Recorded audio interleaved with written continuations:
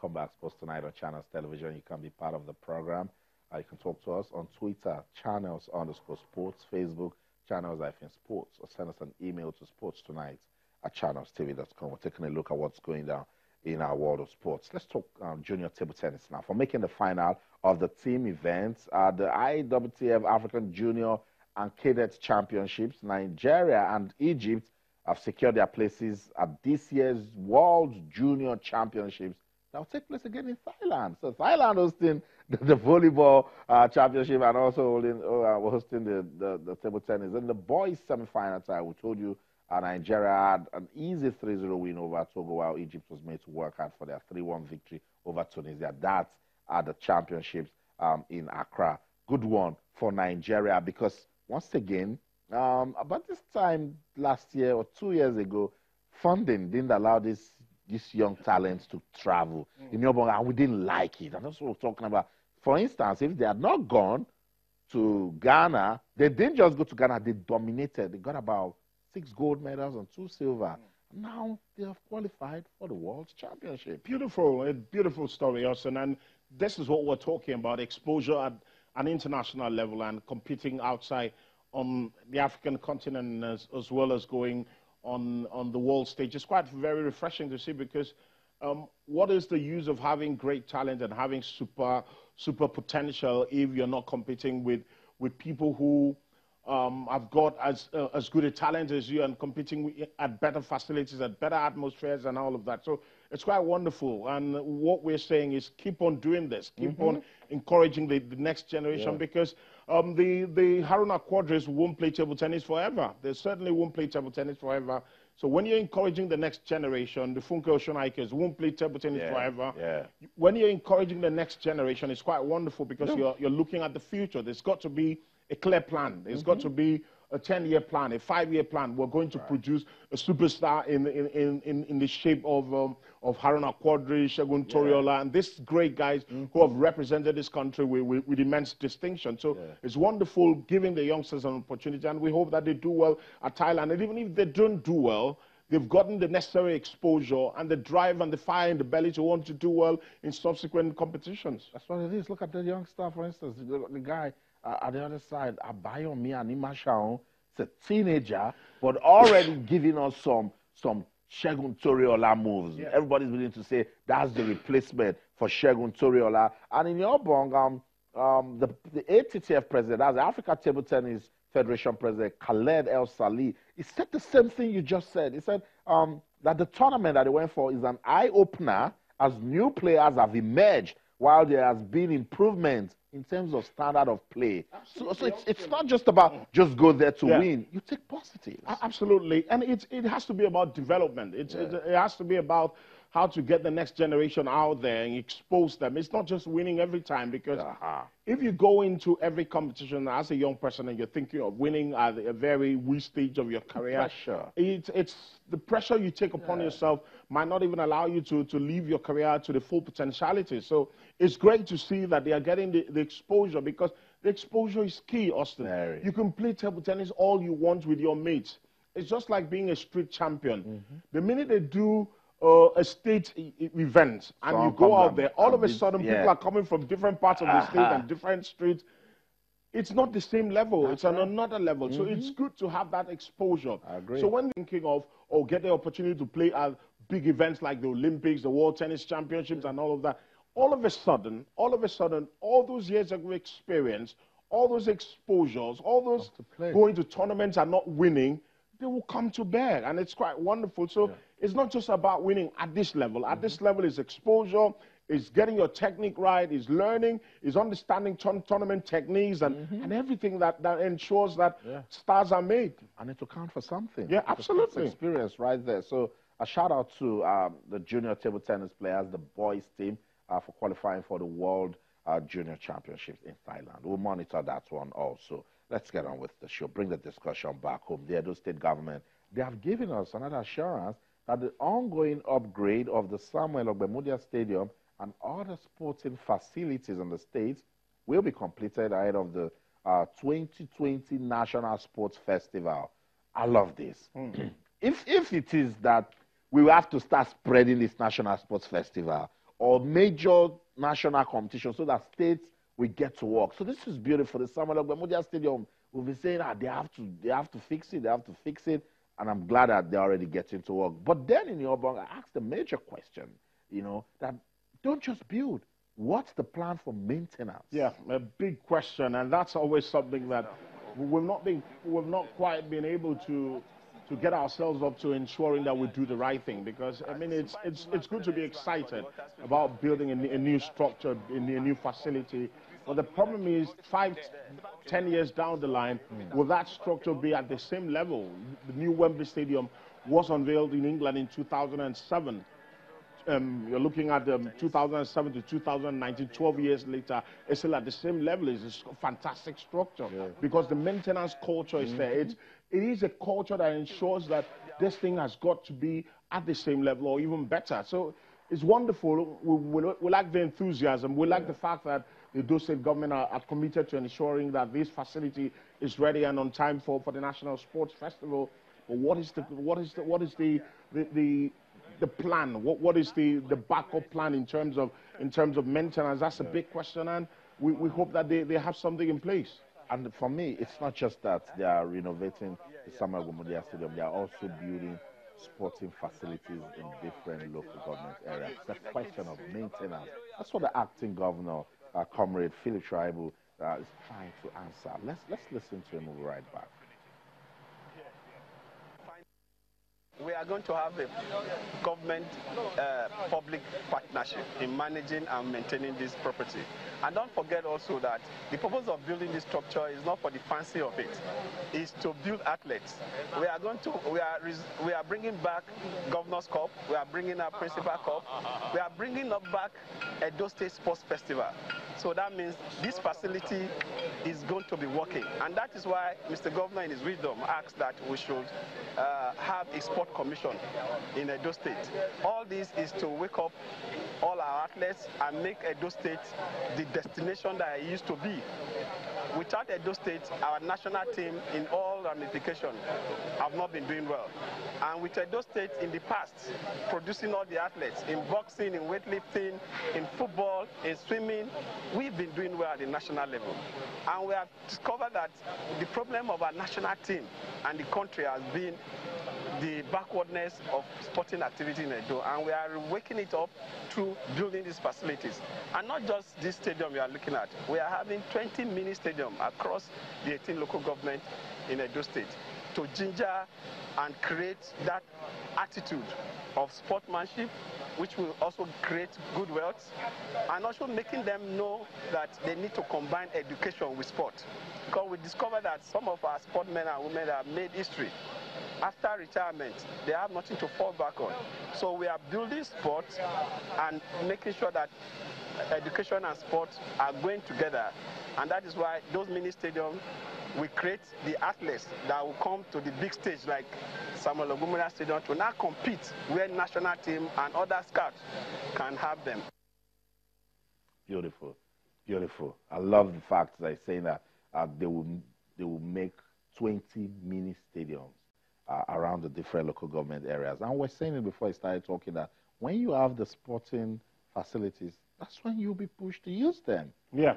Absolutely. I mean, if you've got a big facility, a very attractive one, clearly you would be looking at creative ideas of how to use them, because you do not want it to just lie and go to waste. And credit to them. I like the initiative. I like the vision. I like where the dream is going. But sometimes I just ask how realistic it is. Is it to get 20 mini stadiums in different places in Edo State? If they are able to achieve it, great credit to them. And clearly it's something that they would have thought over, and I hope they are able to achieve it. Yeah, and we just have to remind us once again that when they get all these things, they will be champions again. Because Edo State has produced loads of champions. So I like it, yeah. The moment Edo State was given the rights to host the National Sports Festival, they got to work. So I think that's what we should be doing. Let it go around so that we take infrastructure more seriously in this country.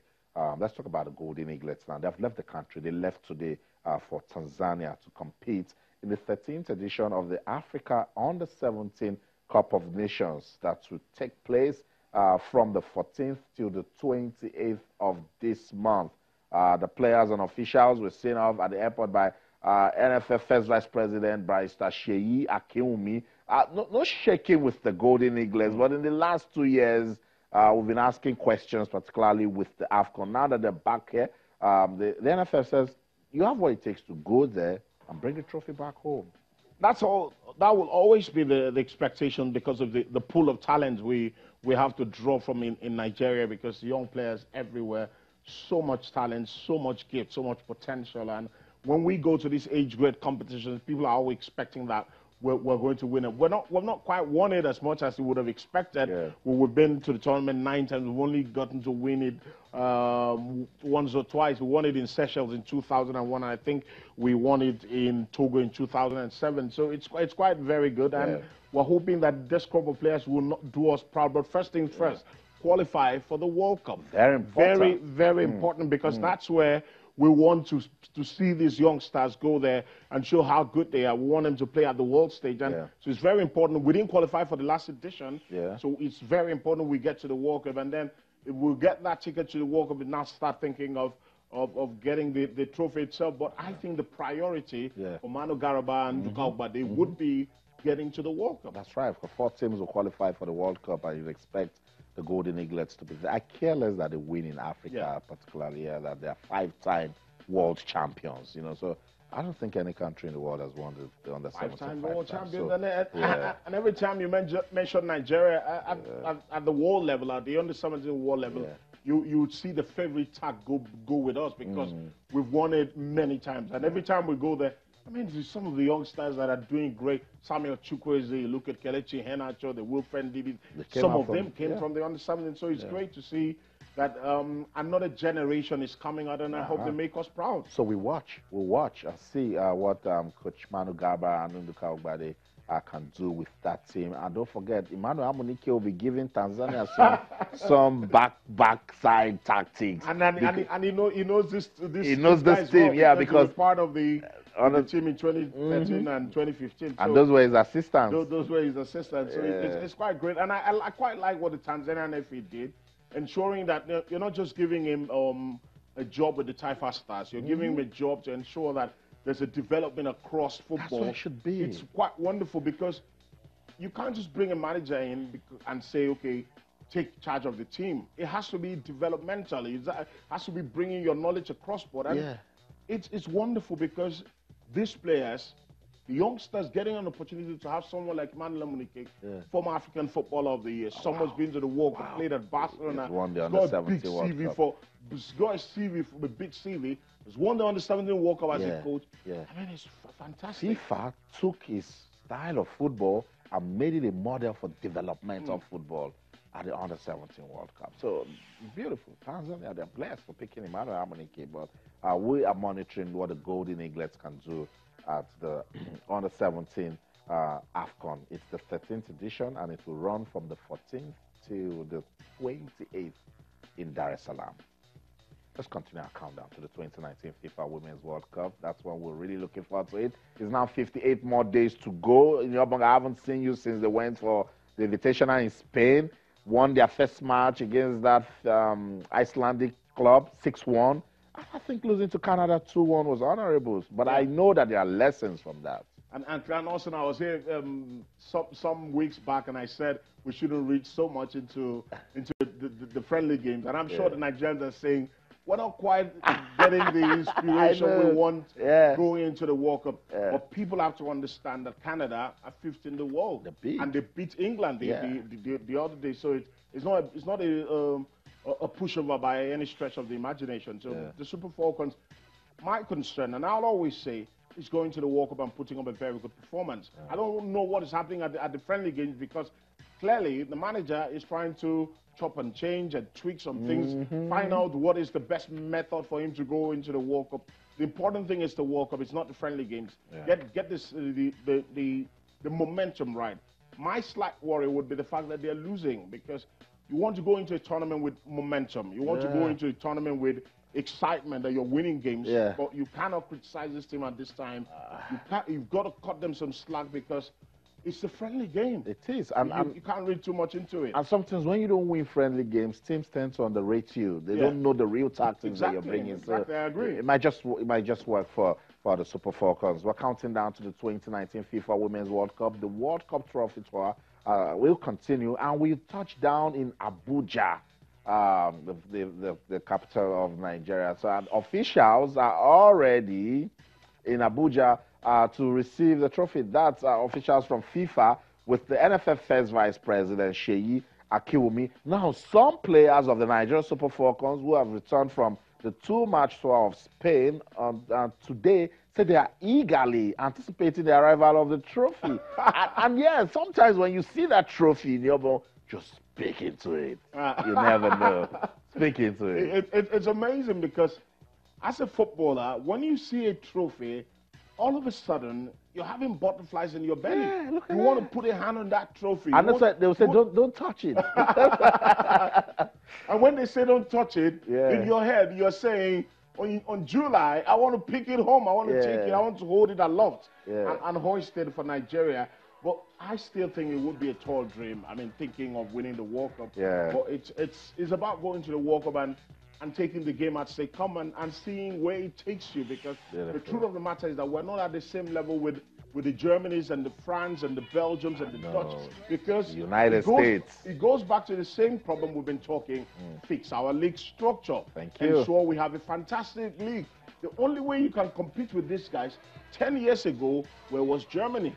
10 years ago, where was England? Where all these big countries who were doing well, they were nowhere. Yeah. But they've gone in, put in so much money in their league, made their league very attractive. People are going. Look at Norway. Yeah. And all of a sudden, it is fantastic. I agree. If we had a league on the African continent where players from Cameroon or South Africa, from Kenya, players were coming in because of how attractive our league was and how competitive it was, it improves the players.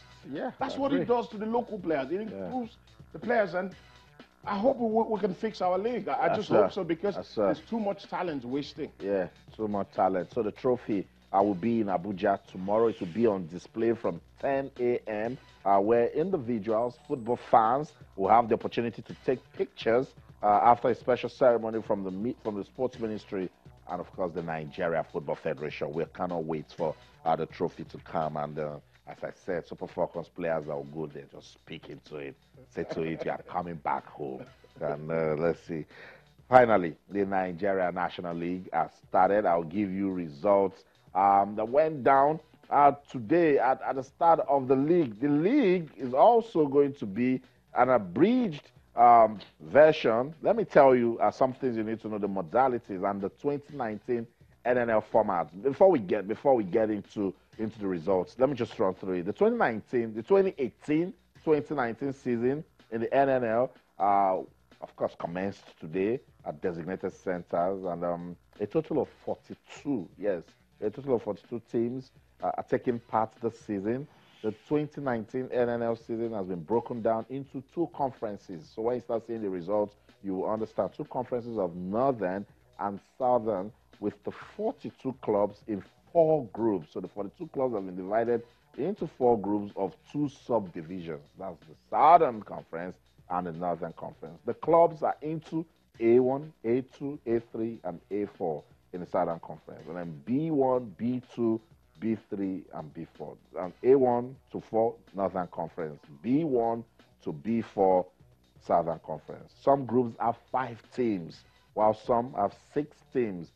This marks the least number of clubs in the division in the history of the NNL. At the end of the group matches, each group winner qualifies for the playoff.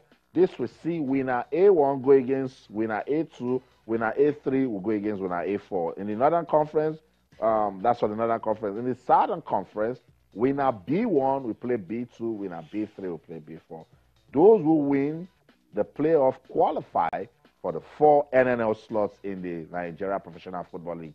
So you get it now. 8 teams, 4 will qualify for the NPFL. Let's go on this quick break. When we come back, we'll get into the results of some matches played today, so don't go anywhere. Stay.